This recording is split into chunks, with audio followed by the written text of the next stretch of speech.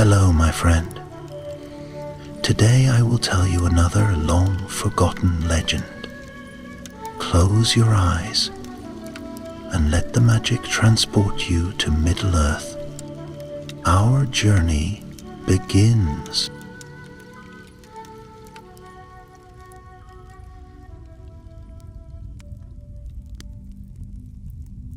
In the elder days, before the world was bound by time, before the sun had cast its first golden light upon the mountains, and before the elves had awakened beneath the stars, there was a darkness that moved in secret. This was the age when Arda, the world that is, was still young, its lands wild and unshaped, its rivers running to unknown ends, and its forests thick with unwhispered secrets. And within the deep places of the earth, in shadows where no song of the Ainur had ever touched, something stirred, a great malice, unseen, patient, waiting. This was the darkness of Melkor. Melkor, the mightiest of the Ainur, had once stood in the glory of Eru Ilúvatar's light, a prince among his kind, radiant and powerful. But his heart had turned, and where once he had sung in harmony with his brethren, he now wove discord, seeking to claim for himself the dominion of all things. In his greed he descended into the world, pouring his might into its bones, twisting it, bending it to its will. And so, when the other Valar labored to bring forth beauty, he sought to undo their work, turning light to shadow, peace to strife, and song to silence. Yet, among the Valar, there was one who did not fear the hunt. Oromë, the great rider, the huntsman of the Valar, looked upon the darkening lands and felt the stirring of wrath in his mighty heart. For Oromë was not one to remain in the golden halls of Valinor, where the light of the two trees shone forever fair. While his kin shaped the mountains and cradled the seas, he alone rode forth into the untamed wilds, where the lands lay vast and waiting, untouched by rule. Upon his great steed Nahar, whose hooves struck fire against the stone, he thundered across Middle-earth, and where he rode the very winds carried his song, a song of strength, of pursuit, of the relentless march of justice. But Oromë was not alone in his hunt. By his side ran his hounds, the great wolves of Aman, whose howls sent fear into the hearts of all that lurked in the dark. And in his hand he bore Valaroma, his great horn, whose sound could shake the very foundations of the world. And so, when word came to Valinor that Melkor had fled into the shadows of Middle-earth, escaping the judgment of the Valar, it was Oromë who rose first. "I shall ride forth," he declared, his voice ringing through the halls of the mighty. "I shall seek him out where none dare to tread. I shall find him where his darkness coils, and I shall drive him forth until there is no place left for him to hide." The Valar, in their wisdom, did not stop him. They knew that the hunt was in Oromë's nature, and that only he could match the swiftness of Melkor's deception. Thus, beneath the silver radiance of Telperion and the golden glow of Lorelin, the two trees of Valinor, Oromë mounted his steed. Nahar reared, his hooves striking sparks against the polished stones of the blessed realm, and with a mighty cry the huntsman rode forth, swift as a shooting star, his horn raised high. The echoes of Valaroma's call rolled across the sky, shaking the firmament. and the light of Aman burned bright upon the plains as the great hunt began. For 7 days and 7 nights Oromë rode without rest, his eyes keen as the eagle's, his ears listening for the whisper of shadow. The lands before him stretched vast and uncharted, the rivers running in paths unknown, the forests thick with the breath of ancient things. Middle Earth was still young then, its wildness unshaped, its corners unexplored, but even in its earliest days it bore the first scars of Melkor's corruption. The trees, once straight and proud, now twisted in ways unnatural. The rivers, once clear, ran sluggish and dark in places where Melkor's presence had lingered too long. Even the air felt thick, as though the very breath of the world had been tainted by his malice. But Oromë did not falter. Beneath the light of the stars, the only lights that shone in those days, he rode into the deepest woods of the world, and there, in a place where no other foot had yet tread, he came upon signs of the darkness he pursued. The trees were blackened as if burned, though no fire had touched them. The ground bore great wounds, torn as though by claws or something greater still. The very air shuddered as though it feared to hold its breath too long.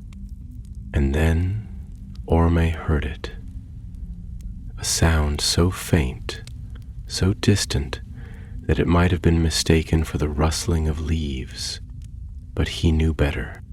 It was a voice, a whisper carried upon the wind, so low it was almost lost beneath the creak of the boughs.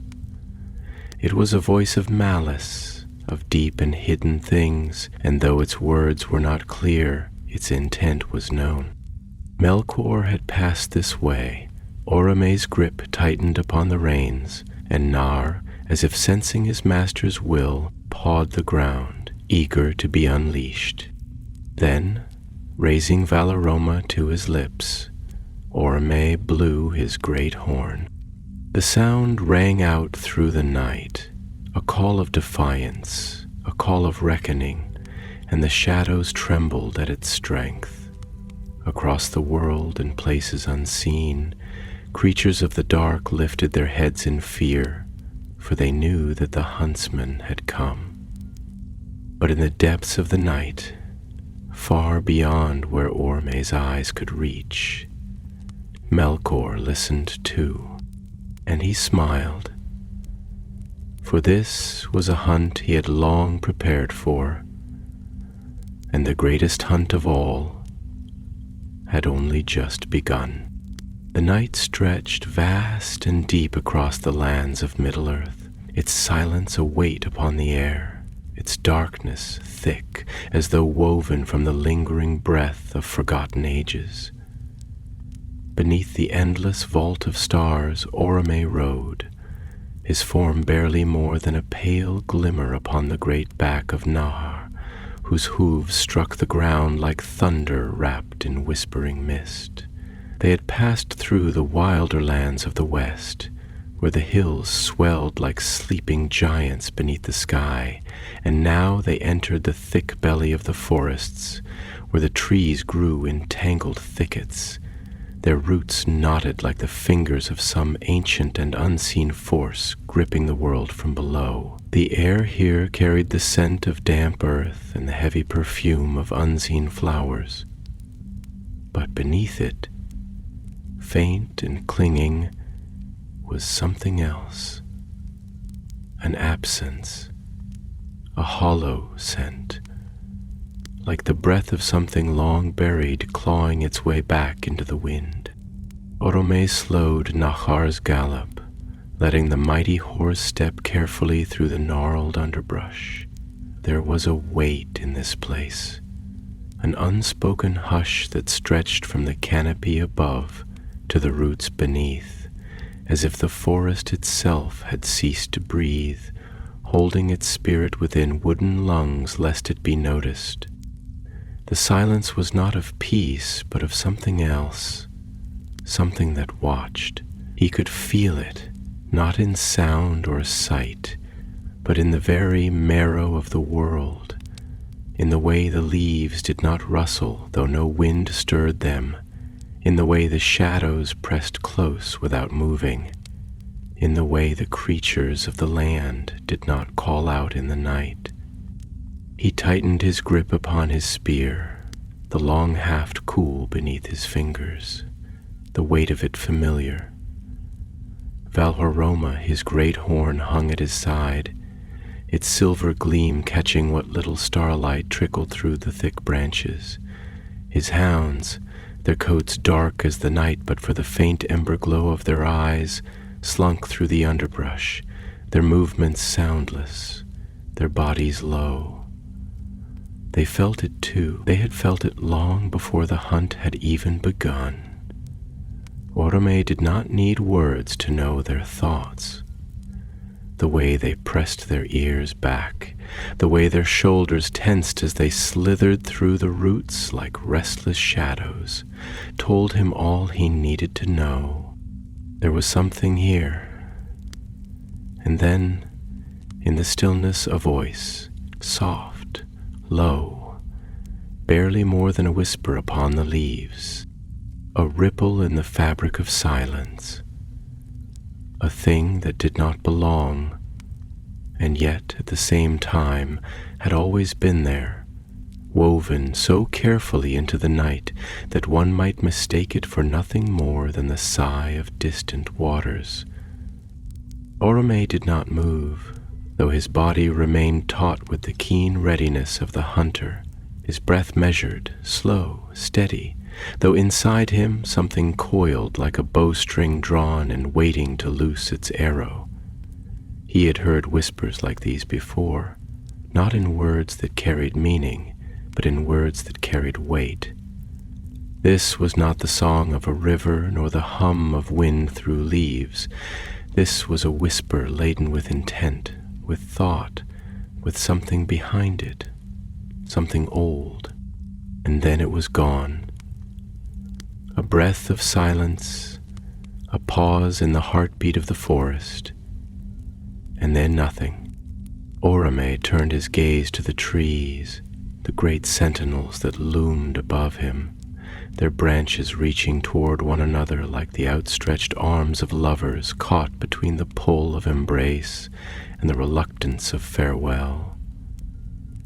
He traced the way the bark curled, how the veins of the leaves seemed to shudder, as if carrying something unseen within their depths. If there had been a whisper, there had been a mouth to form it.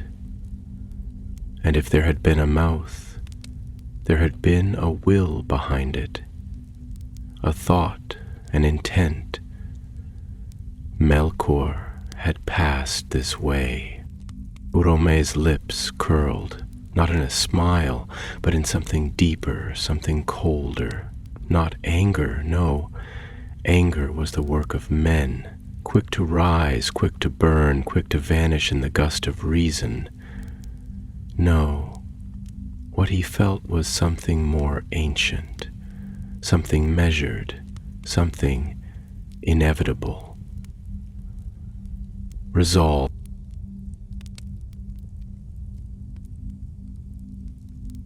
He exhaled, slow and quiet, and reached for Oromë, his fingers trailing along the cool silver of the horn's surface. It was no ordinary thing, this horn. It had been shaped in the days before days, when the world was still only a thought in the mind of Eru Ilúvatar. And its call was not merely sound, it was presence. It was a force that cracked the silence, that banished the unseen, that demanded witness. And tonight, beneath the whispering darkness of the boughs, Oromë would make it speak. Lifting it to his lips, he took a breath, deep and steady, and then, with the weight of the hunt in his chest, he blew. The sound that erupted from Oromë was not merely a horn's call. It was a storm uncoiled, a flood of sound that surged through the night, bending the air before it, rolling like waves upon the very bones of the earth. It was a call that did not ask, but commanded. A voice that did not plead, but demanded to be heard. The trees shuddered, their branches trembling as if some ancient force had passed through them. And for a moment, the entire forest seemed to waver, as though caught between the waking and the dreaming, unsure of which realm to yield to. And then, in the distance, an answer. Not a call, not a voice, but a sound nonetheless. A shifting, a stirring, the deep groan of something vast moving where vast things should not move, a breath that was not wind, a presence that had no form and yet filled the empty places between the trees. It was not fear that stirred in Oromë then, for he was of the Valar, and fear was a thing for those who had something to lose. No, it was something else, something akin to anticipation, to the cold breath before the hunt begins, to the stillness before the arrow flies.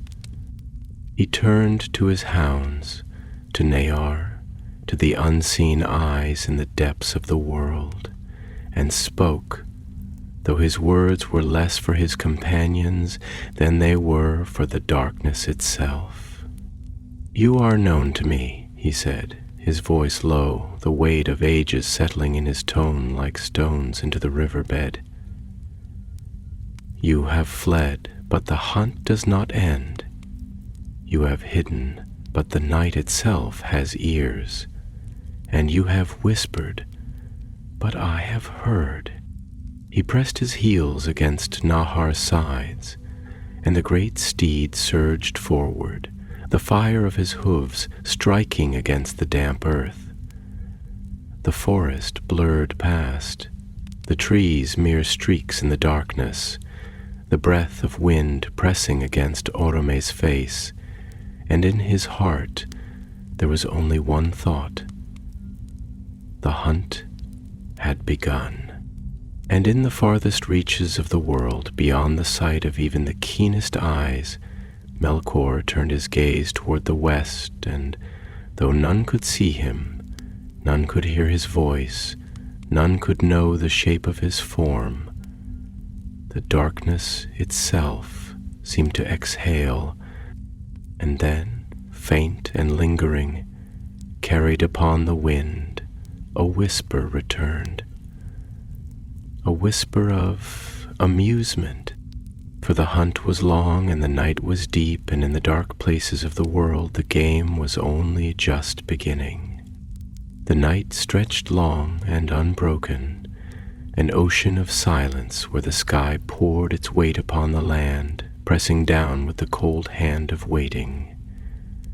The stars were small pinpricks of fire, distant and still, scattered like embers across the dark expanse of Ilmen, but below, the world lay cloaked in shadow, vast and unknowable, thick with the breath of things that had never known the light of Aman. Beneath the heavy canopy of the ancient woodlands, where the trees grew gnarled and twisted, where roots curled like sleeping serpents and branches reached out like grasping fingers, Oromë rode with the steady patience of a hunter who knew that time itself was only another part of the chase. Nahar's hooves pressed into the damp soil, their sound muffled by the thick carpet of leaves that had fallen in seasons beyond counting.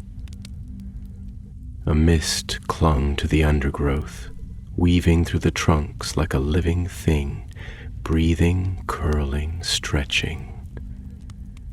It wrapped around the huntsman's arms as he passed, a whisper of coolness upon his skin, as if the very air of this place was uncertain whether it wished to yield to his presence or resist it. Shadows moved within shadows, forms half seen and shifting, as though the darkness itself was watching, as though the places where Melkor had walked still carried the imprint of his malice, the echo of his thought. Oromë knew these signs well. They were the scars of a presence that had once pressed itself into the bones of the earth, the marks left behind by a will so vast, so deep, that it reshaped the places it touched. Where Melkor had moved, the land itself recoiled, or was reshaped in his image. The air was heavier here, thick with an unseen weight, not merely the darkness of night, but something deeper, something older, something that still waited, still lingered, still hungered. He exhaled, slow and measured, his breath curling in the cool air before him, and reached down, his fingers tightening upon the haft of his spear. His hounds moved in silence, their forms little more than flickering shadows beneath the trees, their eyes burning like distant embers. They did not whimper, nor snarl, nor cry out. They too had sensed the weight in the air, and though their forms were strong, though their fangs could tear through the flesh of any beast that roamed these lands, they knew that here, in this place, the true hunt was not of claws or teeth. This was a battle of wills, a chase that stretched not across leagues, but across the silent struggle of thought against thought, power against power, vision against deception. Then from the depths of the trees a voice emerged. It did not speak as a man would speak, nor as an elf, nor even as one of the Maiar, those lesser spirits who moved unseen through the world. No, this voice was something else. Low and trembling, like the sound of wind through hollowed bones, like the groan of ancient wood beneath the weight of centuries. It was a voice that did not belong in the world, but had forced itself into it. A voice that seemed less spoken than merely there, as though it had always existed, and only now was choosing to make itself known. "You ride forth with fire and fury, huntsman," it murmured, the words slithering through the trees as though the leaves themselves were whispering them. "You carry the light of the West into the depths of the world, and yet, what do you hope to find?" Oromë did not slow. He did not shift in his saddle, nor did his grip upon his spear waver. His gaze was steady, fixed ahead, tracing the endless labyrinth of trees. And yet, when he spoke, his voice was not loud nor harsh. It was quiet, measured, unshaken. For he knew well the ways of shadow and the tricks it played. "I seek what flees before me," he said, his tone smooth as river stone, untouched by the ripples that sought to disturb it. "And I need no hope to find it. It is enough that I know it is there." A rustling sound passed through the branches, though no wind had stirred them, a sound not unlike laughter, yet lacking in mirth, lacking in warmth, hollow as the empty caverns beneath the roots of the world.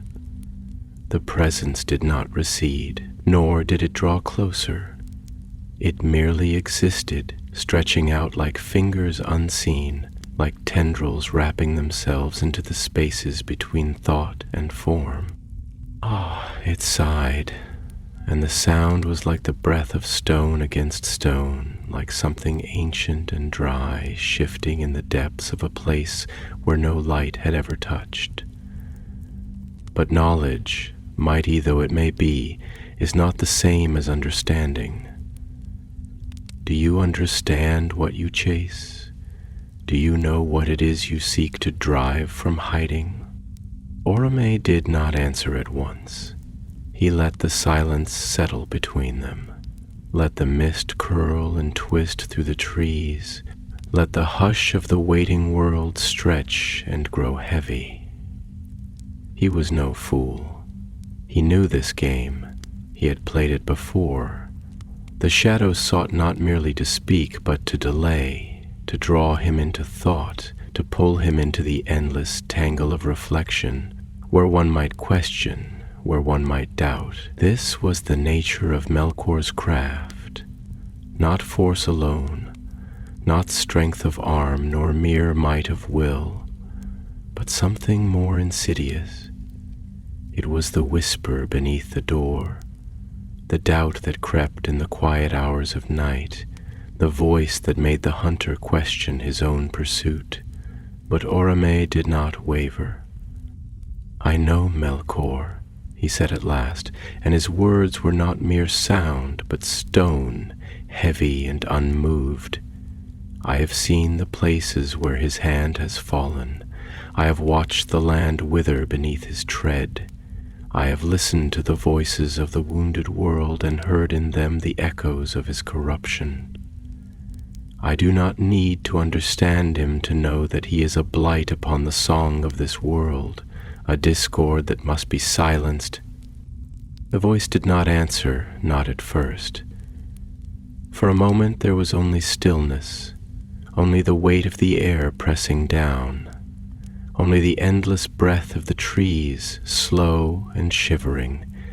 Wait, and then, soft and low, the whisper returned, and this time there was something else in it. Not laughter, not mockery, but something deeper, something older. "Then ride on, huntsman," it murmured, and the words curled through the mist like a serpent slipping into the unseen. "But know this, the hunter does not always claim the quarry, and the chase is not always what it seems." And with that the presence was gone, slipping back into the spaces between, vanishing into the hollows of the trees, leaving behind only the whisper of its passing. Oromë did not slow. He did not turn, did not look to the shadows where it had faded. He only pressed forward, the fire of his will burning steady, his grip upon his spear unshaken. The night was long and the chase stretched on, but he would not turn aside, not now, not ever. And far beyond, where the world was darker still, where the breath of the land curled and festered in places untouched by time, Melkor sat in waiting, his eyes like twin coals in the abyss. He had heard the whisper, he had felt the tremor of Oromë's presence upon the land, and he smiled, slow and cold, his fingers pressing into the stone like the talons of some great and terrible beast. For the hunt was far from over, and the greatest traps were not laid in iron and steel, but in the endless corridors of the mind. The world lay stretched before him, a land vast and old, shrouded in the murmur of sleeping things, waiting things, things that had yet to wake. The forest, dark and tangled, loomed around him like a living thing, vast and silent, its branches twisting overhead to form an unbroken canopy, a barrier against the stars that still burned high above. The air was thick with the scent of damp earth and ancient bark, a mingling of old rot and new life, the perfume of decay giving way to the breath of growing things, the endless cycle of death and rebirth that pulsed beneath the roots of the world. There was no wind here, no rustle of leaves, only the hush of waiting, the pause of something unseen holding its breath, the quiet that came before a storm. Oromë rode forward, slow and deliberate, Nahar's steps careful upon the unseen path. hooves pressing into the damp soil without sound, as if the great beast understood the need for silence.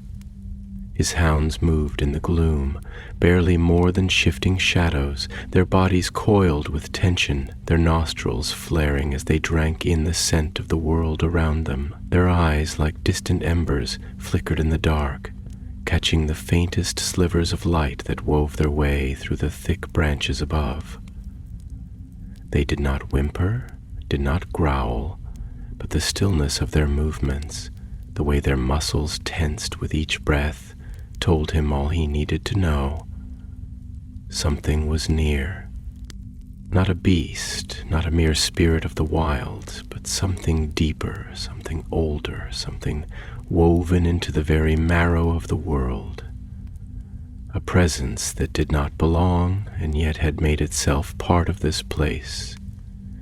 It sunk its fingers into the bones of the land and left its mark. The trees bore it in the way their trunks twisted, in the way their branches reached out not toward the sky, but toward one another.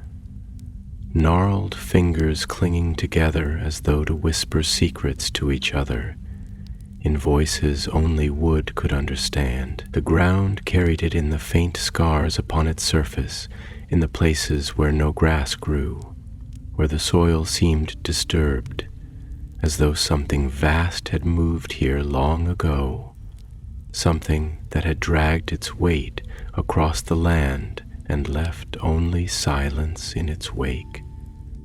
Oromë exhaled slowly, the breath leaving his lips like the first stirrings of a forgotten wind, and he reached down, fingers tightening around the haft of his spear.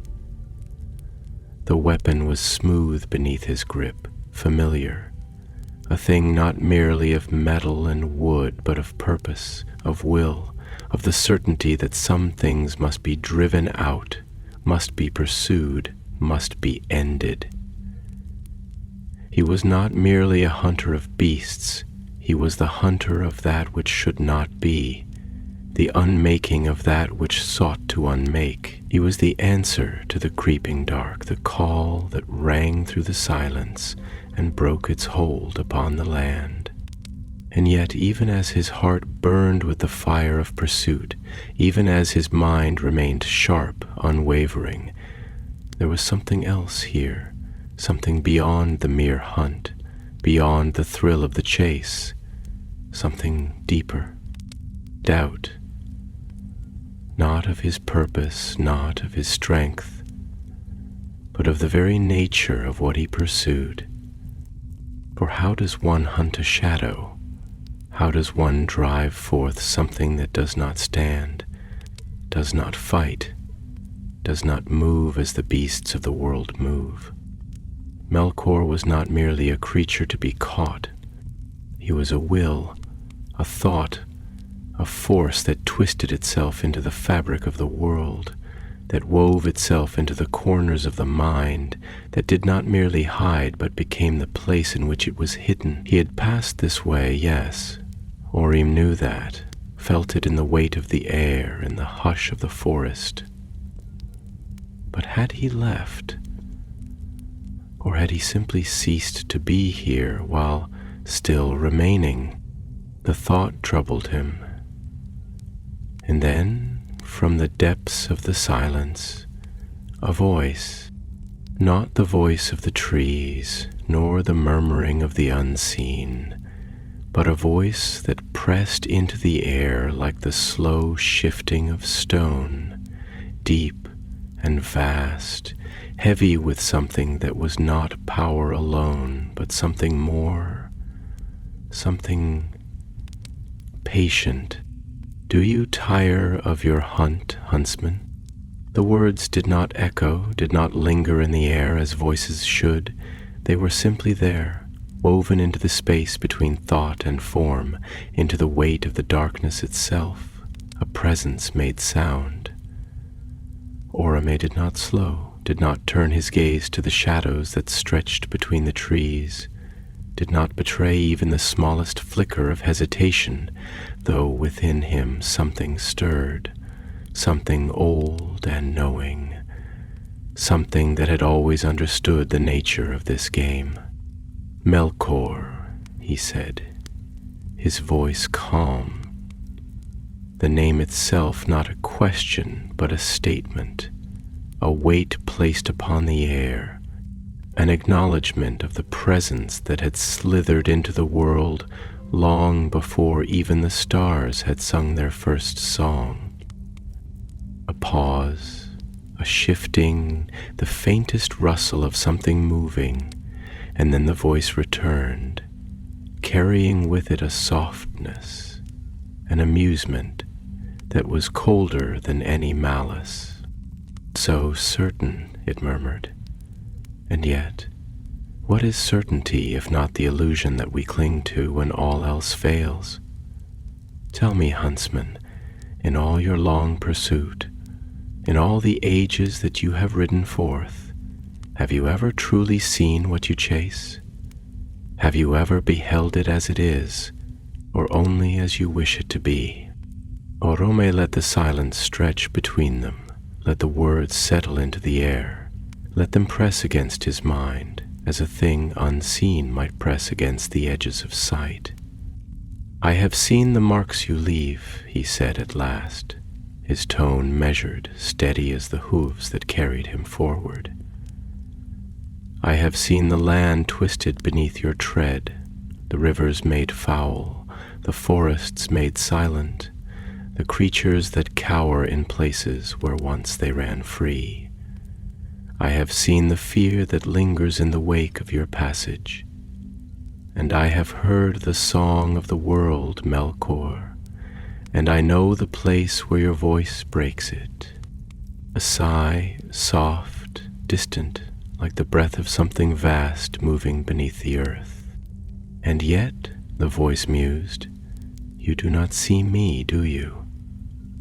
You see only the space where I have been, the echo of my passing, the remnants of my thought left behind in the fabric of the world. You do not hunt a beast, Oromë. You do not chase a thing that flees upon feet of flesh and bone.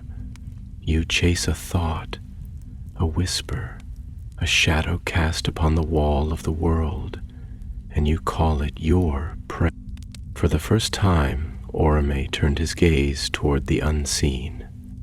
For the first time, he spoke not with the voice of the hunter, but with the voice of the one who had always understood the deeper truths of the chase. "And yet," he said, his voice low, heavy with something deeper than mere words, "you fear the sound of my horn." A pause. A shift. The faintest tremor in the air. Then, laughter, low and soft. A thing without warmth, without mirth. A thing that did not belong to the world, but had pressed itself into it nonetheless. "Perhaps," the voice murmured, "or perhaps, huntsman, I simply enjoy the game." And then silence, deep and endless, a silence that was not the absence of sound, but the weight of something retreating, something shifting, something unseen, slipping back into the places beyond sight, into the spaces where things older than time still whispered, still waited, still wove their way into the shape of the world. Oromë did not move, did not change his course, did not let the weight of the moment settle upon his shoulders. He only rode forward, steady, unbroken, the fire of pursuit burning still within his chest. For the hunt was far from over, and the chase would not end tonight. The vastness of the night stretched endlessly before him, a gulf without end where the stars hung like silent sentinels, their cold fire watching, ever distant, ever unmoved by the things that crawled and whispered below.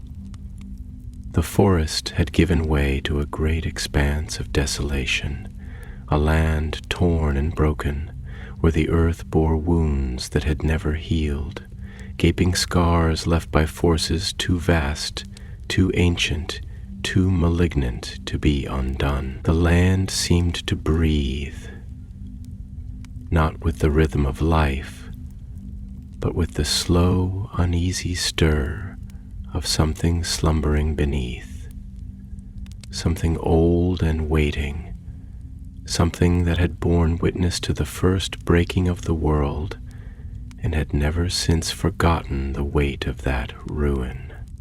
Oromë rode through it like a shadow against the dim glow of the sky, his presence a stark contrast to the land that had long since forgotten the touch of light.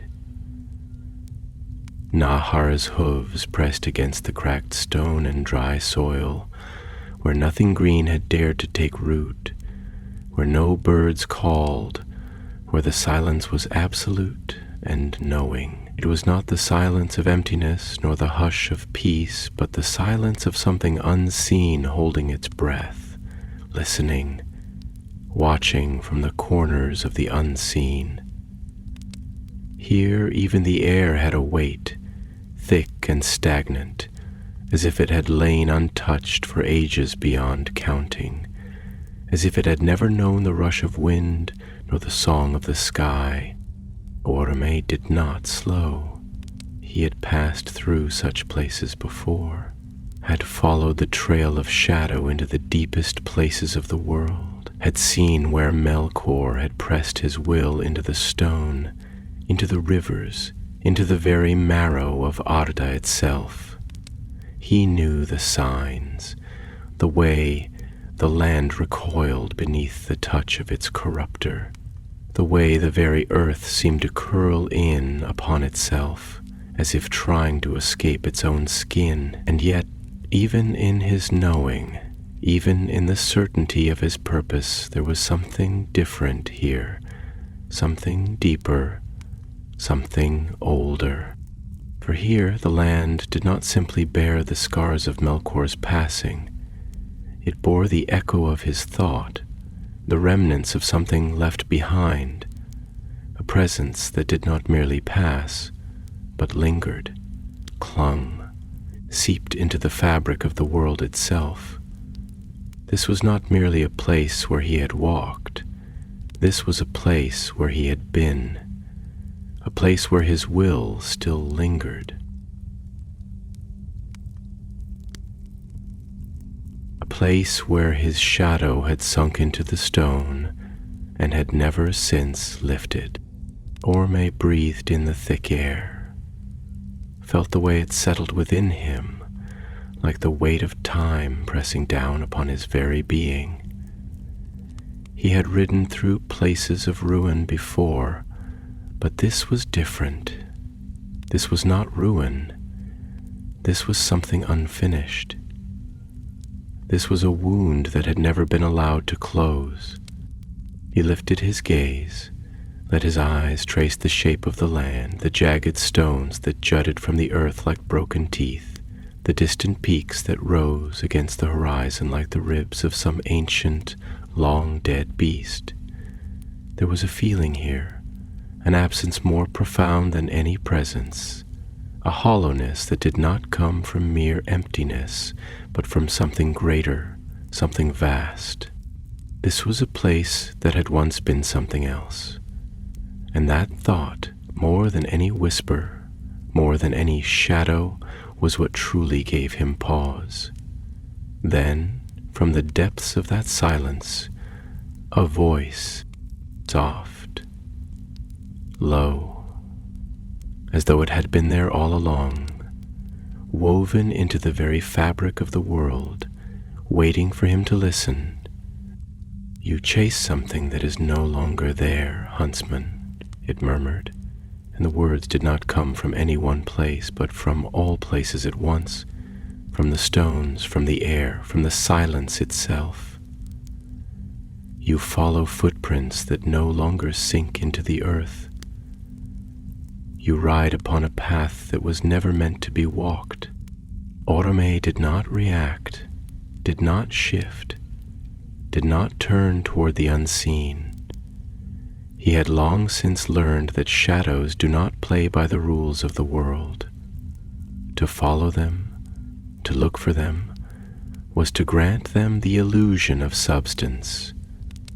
And so he only spoke, his voice steady, measured, unyielding. "Melkor," he said, and the name was like iron, like the weight of the hunt pressing into the stillness of the night. "You speak as if you are absent, yet you are here. You cast no shadow, yet your presence lingers. You have unmade, yet the ruin remains." A pause, a breath of something unseen shifting, something that had no form and yet moved nonetheless. Ah, the voice sighed, and there was something in it, something almost akin to amusement, something cold, distant, knowing.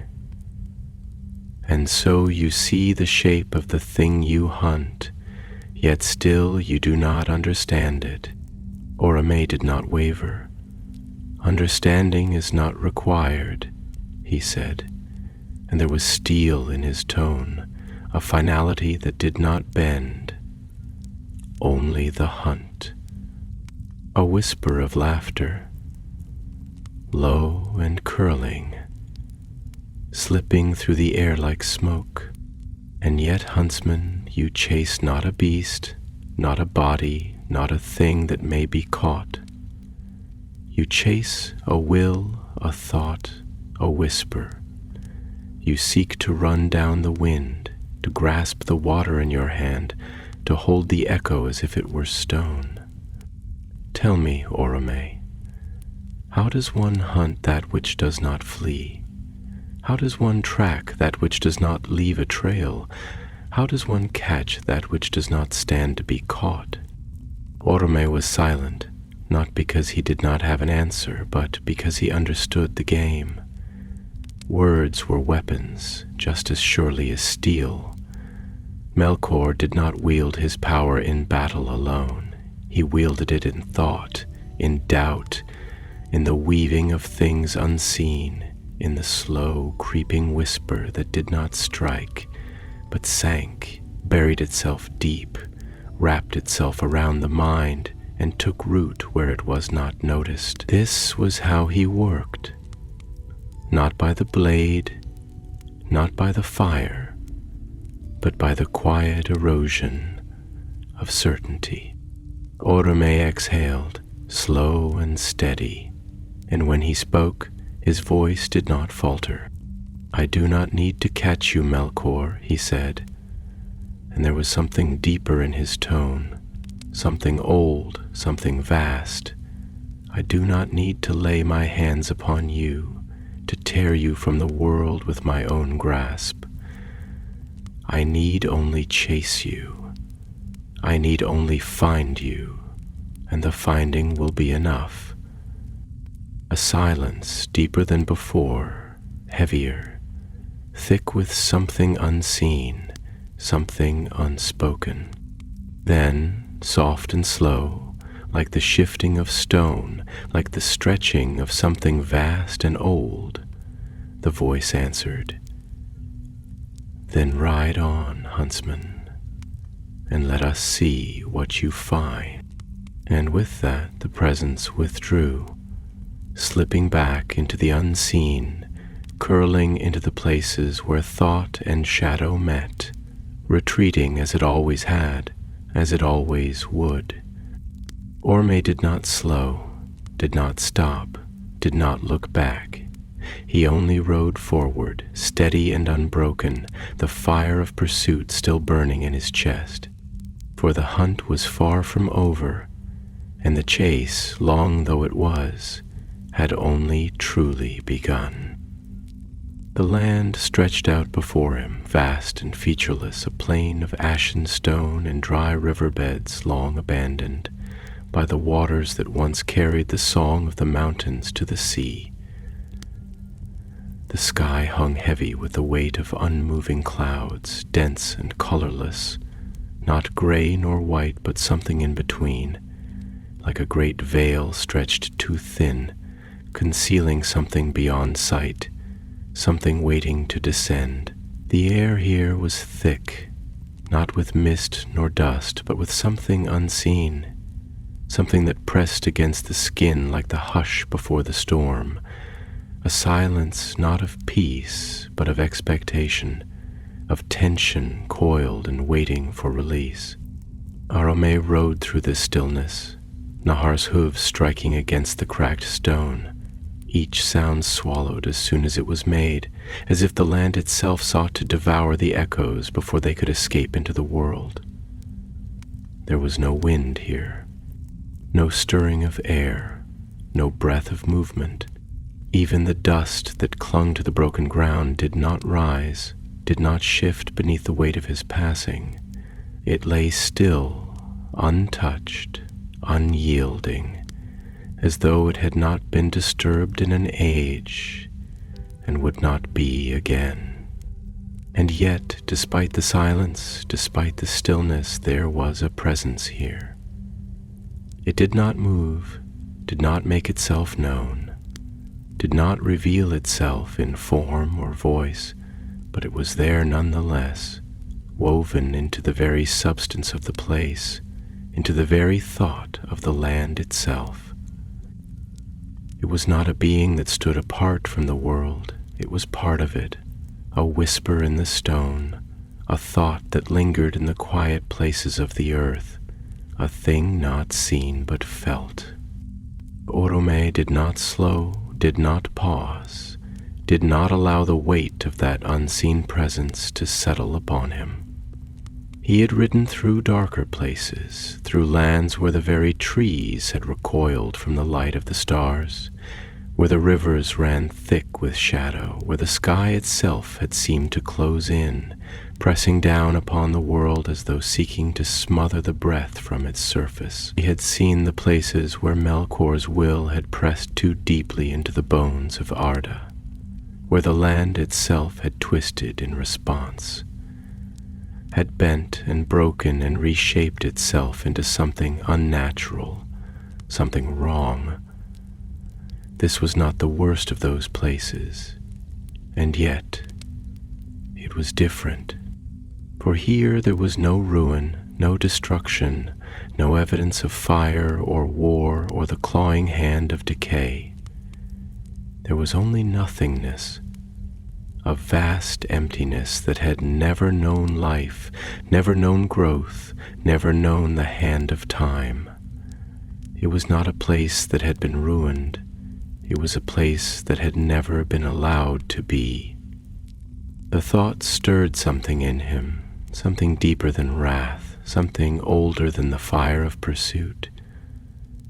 He had always understood Melkor's work, had seen the shape of it in the breaking of the world, in the warping of things meant to be whole, in the corruption of the song that had been woven at the beginning of all things. He had seen how the Dark One's hand left its mark upon the world, twisting what was into something lesser, something broken. But this was something else. This was not a scar upon the land, nor a wound carved into its surface. This was absence, deliberate and perfect, a space where something had been denied before it could take form, a place where nothing had ever been allowed to exist, and for the first time in all his long hunt, Oromë wondered if he had truly understood the depth of what he pursued. A voice came then, soft and slow, not rising from the ground, nor carried upon the wind, but simply arriving, as though it had always been there, waiting for the right moment to be noticed. "You begin to see, huntsman." Oromë did not startle, did not shift in his saddle, did not turn his gaze toward the unseen. He only breathed, deep and steady, as though drawing in the weight of the words, letting them settle, letting them press against his mind like the edges of something vast and incomprehensible. And "And what is it that I am meant to see?" he asked, his voice low, measured, unshaken, though within him something stirred, something that had not stirred before. A silence more profound than the silence of the land. A stillness within the stillness. A moment that stretched, as though the world itself was considering the question.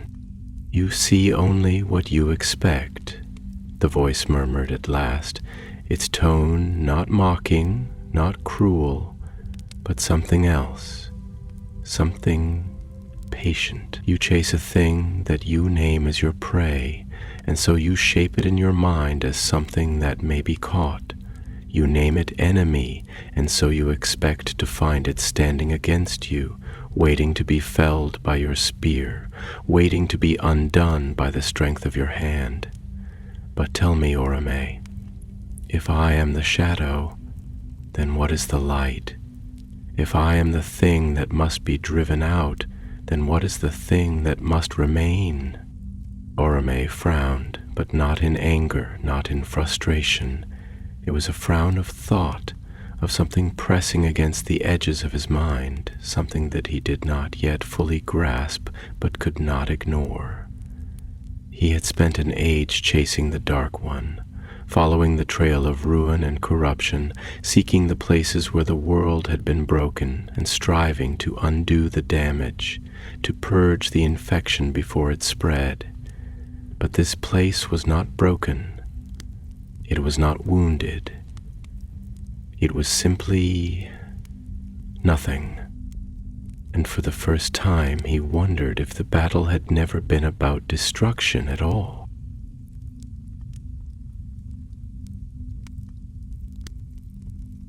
"You speak in riddles," he said at last, though his voice was quieter than before, touched with something that had not been there in the long years of the hunt. "You twist the shape of the truth, bending it as you bent the land, as you bent the song, as you bent yourself when you turned from the path of the Ainur. You would have me believe there is no enemy, no hunt, no quarry to be brought to ruin. But you are here, Melkor, you are here, and that alone proves the chase is not in vain."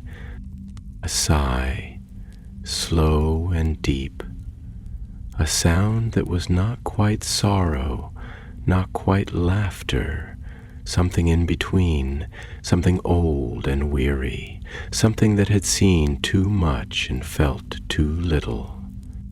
"Perhaps," the voice whispered, and there was something vast in that single word, something beyond mere speech, something that carried the weight of 1,000 unspoken things. 1,000 unmade thoughts. "Perhaps you are right, huntsman. Perhaps I am here, or perhaps I am only what remains when all else is stripped away. Perhaps I am not the shadow, but the shape of the absence, the thing left behind when the light fails to reach. And if that is true, Oromë, then tell me, do you hunt me? Or do you hunt the place where I am not?" Oromë said nothing, not at first, for there was no answer to such a question, no simple truth that could be spoken in the space of a breath. He only rode forward, his grip firm upon his spear, his eyes fixed ahead, his heart steady. For the hunt had not ended, and yet, even as he rode on, even as he pressed forward into the silence of the world, the thought lingered, wrapping itself around the edges of his mind, sinking into the deep places of his soul. What was the hunt if not the search for something lost? And what if the thing lost had never been there at all? The sky had changed. It was not a thing of color nor of shifting form, for no clouds passed overhead, and no stars shone through the thick canopy of the world's high vault.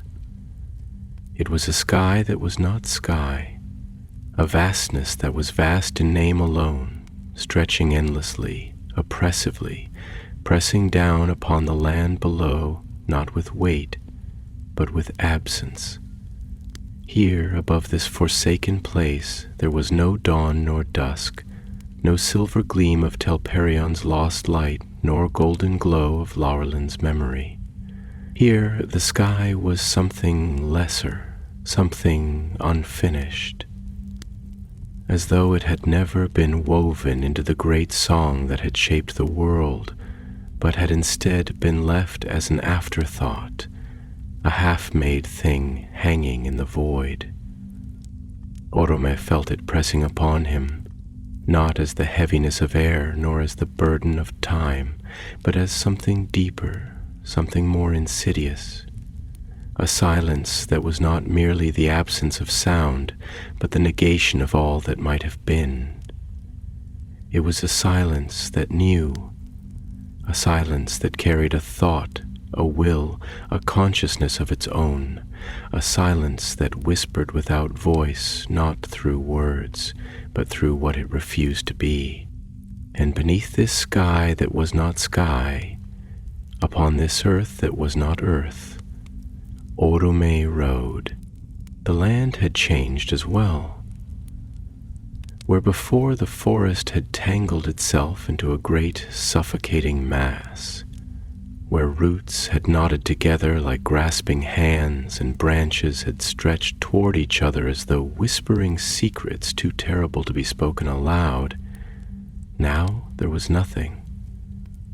No hills, no valleys, no rivers, nor even the dry beds where water had once flowed. No stones to mark the shifting of the land, no rise nor fall of the earth to suggest that this place had ever moved or breathed.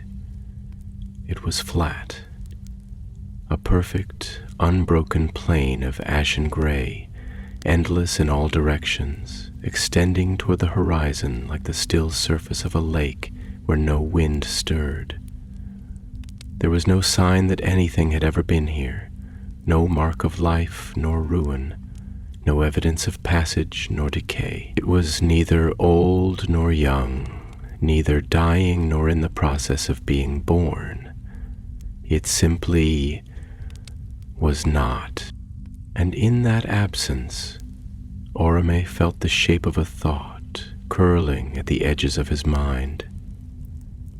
A thought that had lingered since the first whisper had slipped through the trees, since the voice that did not come from the air had spoken to him, not as a foe, but as something else, something unplaceable, something waiting. The land was not ruined. It had simply never been made, and that, more than any shadow, more than any mark of fire or claw or the devastation of war, was what sent a slow, cold realization creeping into his bones. This was not destruction. This was negation. A place where nothing had ever been allowed to exist, where the song of creation had faltered, where something had stopped. Some great and unseen will had drawn a line and said, "No further." And in that absence, something had remained. He breathed deeply, not to calm himself, for he did not know fear, but because he understood that there were moments where even the breath of the hunter must slow, must settle, must prepare itself for the thing it does not yet understand. He had ridden through the wilds of Middle-earth before the awakening of the children of Iluvatar, had heard the murmur of unseen spirits in the hills, had felt the trembling of the world when the Valar shaped the land. But never before had he felt this. Never before had he stood in a place that felt unmade. And then, without warning, the voice returned. "You begin to understand." Oromë did not tense, did not turn his gaze toward the unseen, did not allow the weight of those words to press against him more than he willed it to. He only exhaled, slow and steady, and spoke. "Understanding is not the same as knowing," he said, his voice quiet but firm, each word a stone placed carefully upon the path of thought, each syllable carrying the weight of one who did not waver. "I know what you have done, Melkor. I have seen the scars of your will upon the world. I have seen the rivers turned to poison, the forests twisted into nightmares, the mountains sundered beneath your hand. But this is not your destruction." He let the silence stretch for a moment. Let the meaning settle. Let the words become something more than sound. "This is something else, something beyond mere ruin. And that is why you linger here." A pause. A hush so deep it seemed to stretch across time itself. Then a whisper. "I linger here, huntsman," the voice murmured, "because I never left." And there it was, the truth beneath the truth, the answer that was not an answer, the thing that had hovered just beyond his grasp, waiting for him to ask the right question, to shape his thoughts in just the right way. "You believe me to be a force of ruin," the voice continued, slow, deliberate, as though each word was a stone placed upon a vast and careful structure, a thing being built even as it was spoken into existence. "You believe me to be the shadow cast by the light, the discord in the harmony, the enemy of the world that was meant to be. But tell me, Oromë, when a thing is unmade, does it leave behind ruin, or does it leave behind nothing at all?" Oromë was silent, not because he did not know what to say, but because he was beginning to understand the trap that had been laid, not in action, not in deception, but in thought itself. Melkor had never sought to destroy the world. He had sought to unmake it, not to shape it in his own image, not to twist it into something else, but to erase it, to deny it, to leave behind nothing, not darkness, not silence, not ruin, but pure, absolute, perfect negation. And in doing so, he had become the very thing he had sought to deny. "You believe I am the enemy," Melkor said, and now there was something almost tired in the voice, something that did not plead but merely existed, something vast and endless and waiting. "But I am not the wound, Oromë. I am the place where no wound can be made. I am not the corruption, I am the absence of the thing that might be corrupted. I am not the shadow, I am the space in which the shadow has no form." Oromë closed his eyes for a long moment, not in weariness, but in thought, in deep, careful, endless thought. The hunt was not over. He had not abandoned his purpose, had not strayed from his path, and yet, for the first time, he understood that the spear in his hand, the hounds at his side, the call of his horn, these were not weapons meant to fight this battle. For how do you hunt something that is not merely hidden, not merely fleeting, but something that is not? He opened his eyes, and he rode forward, not away, not back, not to escape the weight of the words pressing against his mind, nor to deny what had been spoken, but because the only way to answer the question was to find the place where it ended, to find the thing that Melkor had never been able to reach, to find the place where nothing became something. And so Oromë rode on into the heart of the emptiness. The emptiness swallowed all sound.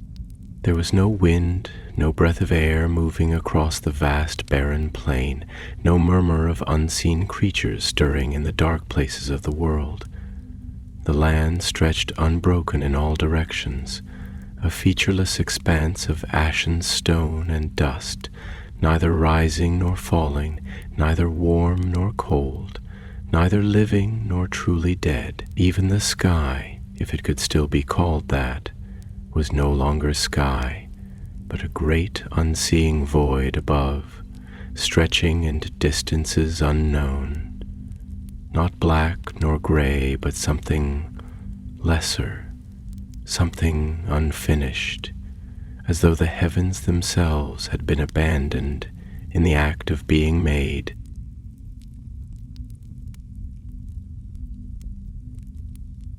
And yet, beneath that hollow, sightless dome, beneath the nothingness that was not quite darkness, Oromë rode forward. His form, bright and radiant, seemed like an intrusion in this place where no light belonged.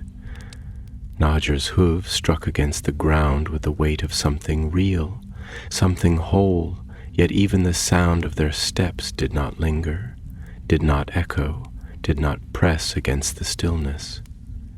It was as though the world beneath them refused to acknowledge their passing, refused to bear witness to something that did not belong. The silence here was not merely an absence of sound.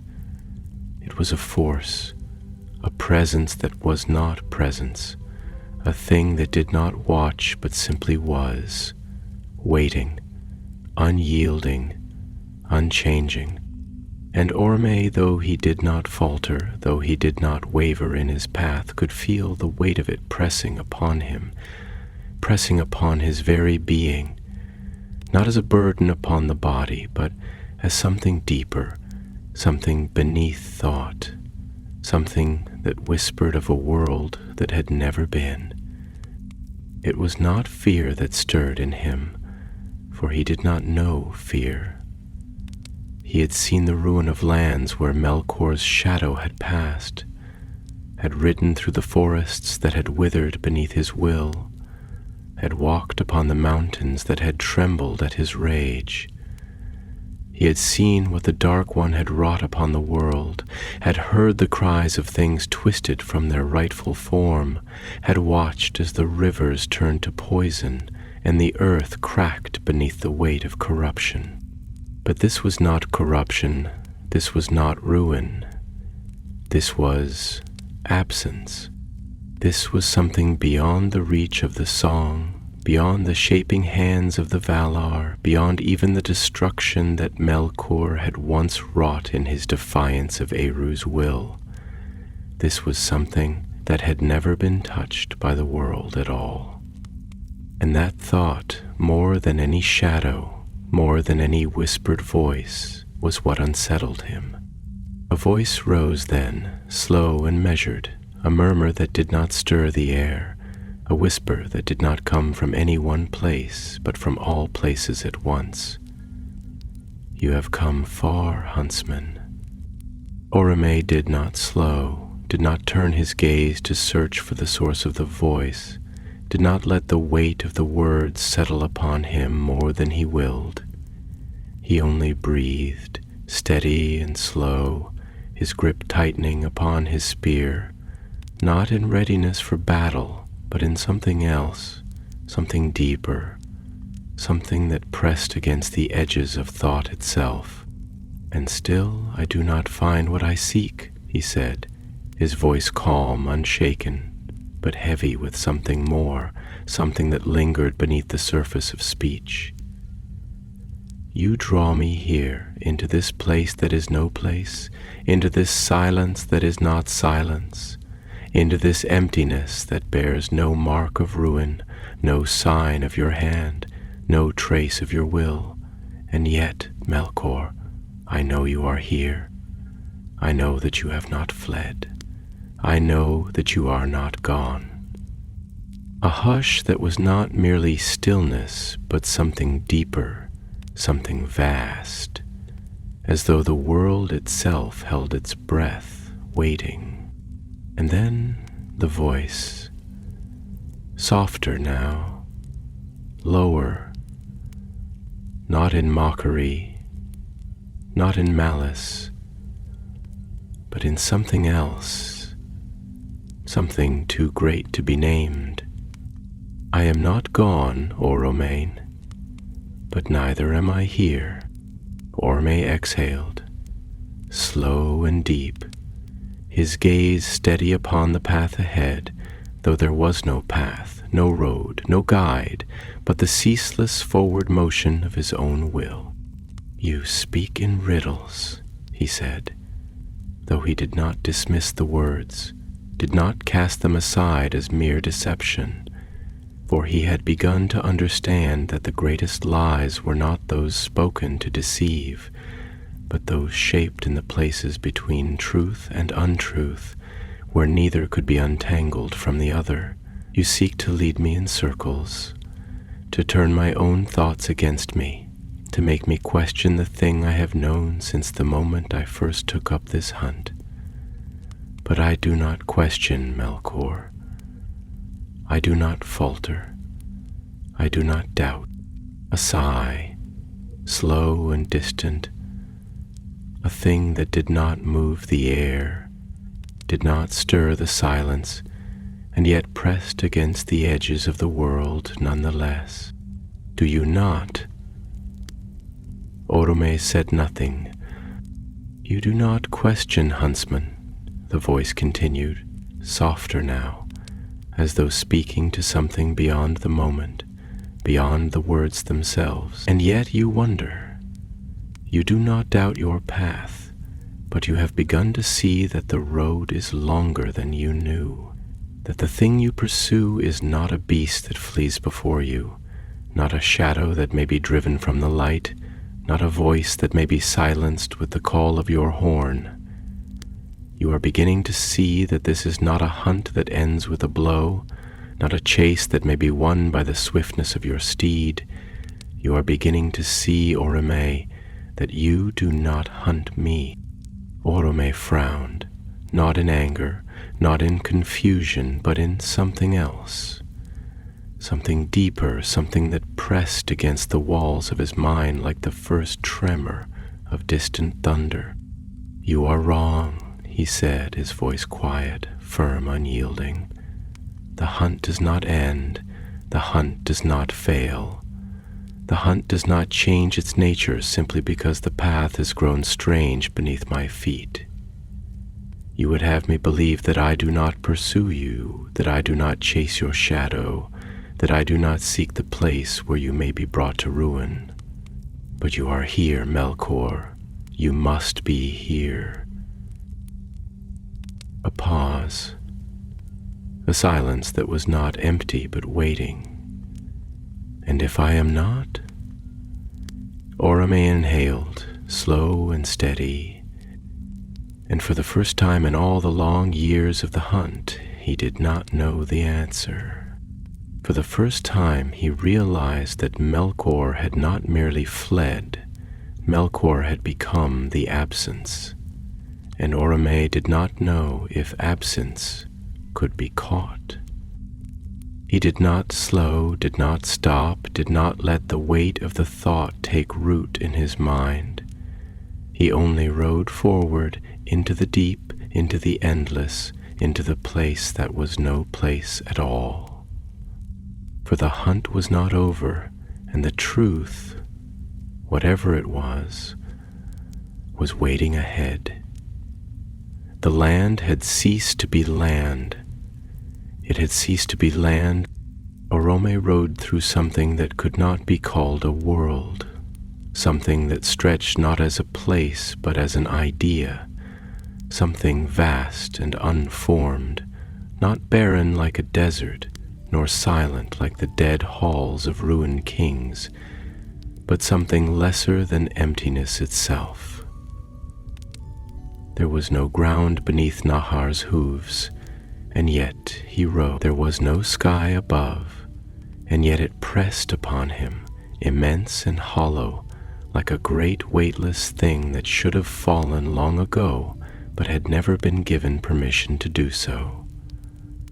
There was no air, no scent of trees or rivers or dust, only the still, unbreathing void that was neither hot nor cold, neither near nor far. And yet, despite the absence of all things, Oromë still moved forward, his form trailing light behind him, a streak of gold and silver in the blackness, the only thing in all this vast expanse that could be called real. His own presence felt intrusive here, too loud, too bright, too much of being in a place that had never been. Even the silence around him had ceased to be silence in the way he once understood it. It was now something deeper, something more profound, something fine, a silence that was not the absence of sound, but the absence of anything that might produce it. And through that silence, the voice came again. "You have come to the edge of the world, huntsman." Oromë did not startle, did not tighten his grip upon his spear, did not turn his head in search of something that could not be seen. He had known the voice would return, had known that this place, this unplace, was not simply void, was not simply the end of land or sky or thought. It was something else. It was Melkor's will. "You call this the edge," Oromë said, his voice steady, firm as the mountain roots that ran beneath Arda, though in this place there were no mountains. But the edge of what? There is no shape here, no boundary to mark the end. There is only the absence of what should be. And if there is no edge, then there is no beyond. There is only you and the void you have made. A pause, a hush that stretched long, heavy, weighted with something more than mere waiting. Then a slow breath of a sound, a sigh, though it did not stir the air, did not ripple through the silence. "Perhaps," Melkor's voice murmured, and there was something within it, something vast and tired, something ancient, something that had unraveled itself over countless ages and now lay threadbare, tangled in the very void it had sought to create. Or perhaps this is not my doing. Perhaps this is merely the place where creation refused to tread, the place left behind when the song of Iluvatar passed it by. You think I have shaped this emptiness, but tell me, huntsman, do you believe I have the power to erase what was made? Do you think I could undo the work of the Ainur, strip away the melody that brought the world into being, silence the voices of those who wove the rivers and trees and sky? Oromë did not answer at once, because for the first time in the long years of the hunt, he did not know if he held an answer. For he had ridden through lands ruined by Melkor's hand, had seen forests turn to twisted mockeries of their former selves, had watched as mountains were broken beneath his wrath, as sea swallowed the land, as creatures of light were turned into things that hid from the sun. He had seen corruption, destruction, desecration, but he had never seen unmaking. Until now. "Then what are you?" Oromë asked at last, his voice quieter than before, though not in uncertainty, not in defeat, but in something deeper, in the weight of a hunter who had finally glimpsed the shape of the thing he had been chasing for so long. "If this place is not your work, if this void was not made by you, then what are you doing here? Why do you linger in the place that does not belong to you? What is it that you seek?" A silence stretched, longer this time, heavier, deeper, as if the words had settled into the very fabric of the nothingness, as if they had touched something even Melkor had not wished to name. And then, At last the voice answered, softer than before, quieter, no longer the voice of a being who sought to taunt, nor to challenge, nor even to deceive. It was a voice stripped of all the things that had once made it proud, all the things that had once made it terrible. I sought a place where I could be alone. Oromë frowned, though not in anger, not in confusion, but in something more profound, something almost akin to sorrow, though it did not belong to him, though it was not his own. You think yourself cast out, Oromë said, and now his voice had changed as well. No longer the voice of a hunter chasing his prey, no longer the voice of one who would strike his spear into the heart of the thing he pursued. You believed that you were rejected, that you were exiled, that you were cast from the song because you did not belong within it. But that is not what happened, Melkor. You were part of the song. You were in the music before all things. You were in the shaping of the world.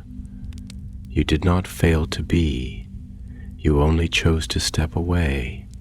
And now you stand here, in the one place where the song has never reached, and you call it your refuge. But it is not a refuge. It is not a place of solitude. It is only emptiness, a hush like a breath never taken. And then a whisper. It was all I had left.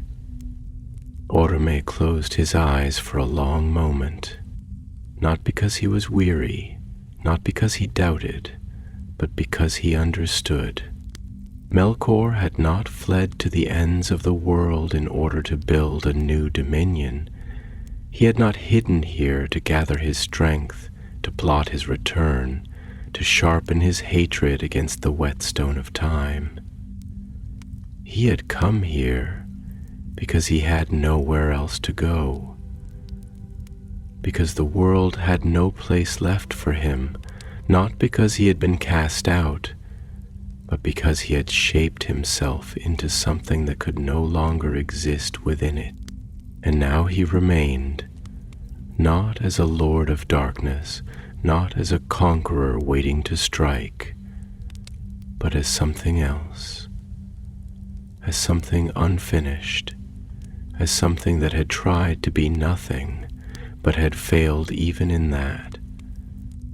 Oromë did not lift his horn, did not call for the hunt to end in a great cry of triumph, did not throw his spear into the emptiness to strike down the thing he had once believed to be his prey. Instead, he spoke, his voice quiet, steady, firm as stone beneath the weight of the sky. There is no song here, Melkor, he said, because you have chosen to shut your ears to it. A silence, a hush, a pause that stretched long and slow. And then, for the first time, there was no answer. And Oromë turned his horse, and he rode back toward the places where the sky still had color, where the land still bore the marks of time, where the rivers still whispered, where the trees still stood, where the mountains still reached toward the light. For the hunt was over, and the shadow that had fled had found not a new kingdom, not a new dominion, but only a hollow, empty place where even he could not rule.